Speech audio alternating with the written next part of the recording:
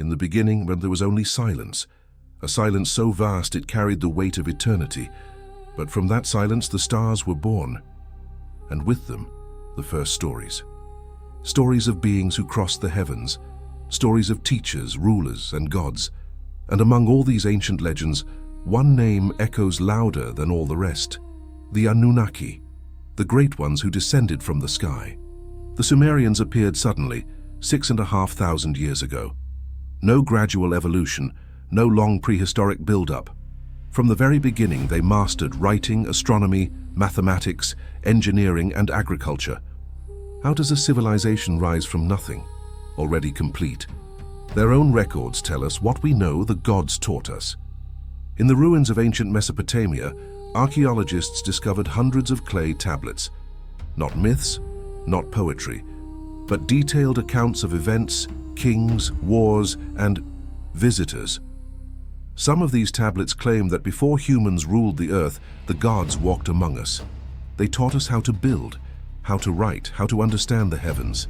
Were these gods just symbols, or were they real beings, described with such precision that the line between myth and memory becomes impossible to ignore?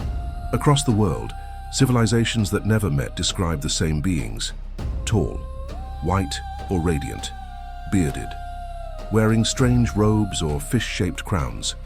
Egypt called them gods. Sumer called them Anunnaki. The Bible calls them the sons of God. And in the Andes, they were remembered as the Viracochas, bearded giants who came from the sky. How could the same archetype appear in Egypt, Sumer, India, Mesoamerica, and Polynesia, unless it came from a single source? Some stone blocks weigh hundreds of tons. Some temples align perfectly with distant stars. Some ancient myths contain astronomical knowledge only rediscovered thousands of years later. Were ancient people guessing, or were they imitating their teachers, the mysterious beings they worshipped as gods? In the book of Genesis, the sons of God descend to earth. In the book of Enoch, the Watchers descend from the sky and teach humanity. And thousands of years earlier, the Sumerians wrote the same story. Coincidence, or fragments of a single ancient truth? The question is no longer if these beings existed in myth. The question is, who were they? Why did they come? Why did they teach us? And why did they vanish?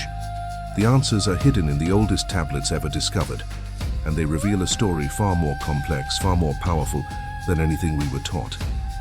Before history began, before kingdoms rose, before the first human plowed the soil, the sky opened.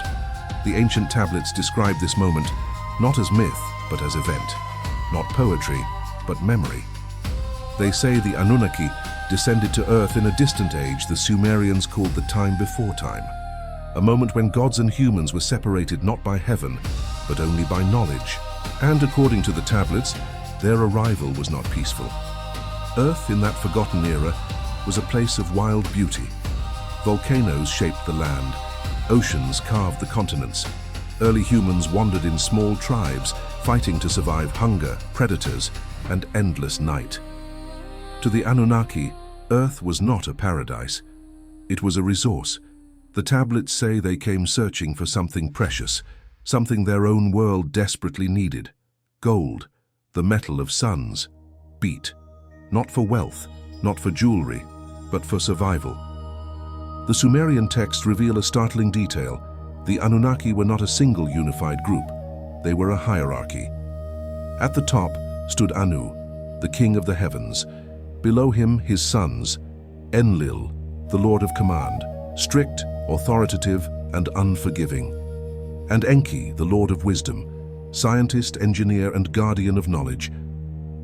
Their mission on Earth was clear: mine the planet, gather its gold, send it back to their world. But gold was not easy to extract. The work was brutal, dangerous, exhausting, even for divine beings. And this would lead to a rebellion that changed the fate of humanity forever.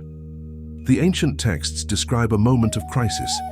After years, perhaps centuries, of mining the earth themselves, the lower-ranked Anunnaki, known as the Igigi, refused to continue the labor. They rebelled against their commanders. Some tablets describe them surrounding Enlil's dwelling. Others say they burned their tools and declared, "We will not perform this work any longer." This was the first recorded strike in history, and it happened among the gods. The Anunnaki needed a solution, a new workforce, a being capable of labor, yet intelligent enough to follow orders. This is where the tablets become truly extraordinary. They state that Enki proposed an idea considered dangerous, even forbidden. Create a new species, not from nothing, but by modifying an existing life form already present on Earth. Early humans. With the help of the goddess Ninhursag, the tablets describe a process strikingly similar to genetic engineering, mixing the essence of the gods with the clay of the earth, binding the two in a ritual of creation, forming a being who would be strong but obedient, a worker, a servant, a new species designed for labor. But Enki saw something in humanity that no other god did. He believed they deserved more. According to the myth, Enki broke the rules. He altered the design. He gave humans intelligence, awareness, identity, a spark of divinity.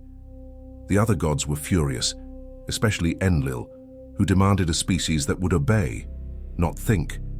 But the change had already begun. Humans multiplied, they learned, they built, they explored, and soon they were no longer simply workers.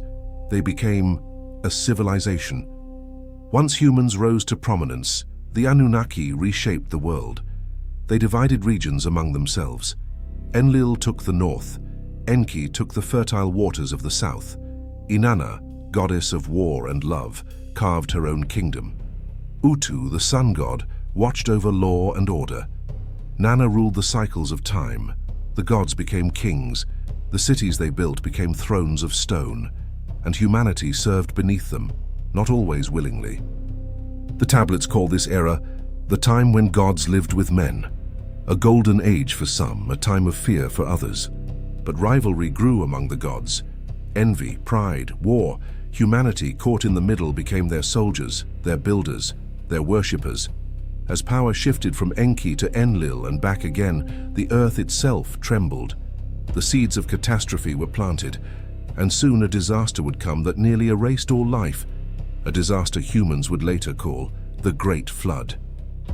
In the next chapter of this ancient saga, we face the event that almost ended humanity, and the moment that revealed which God truly cared for mankind. This is the story of the flood, the betrayal, the survival of one chosen man, and the beginning of the world we know today.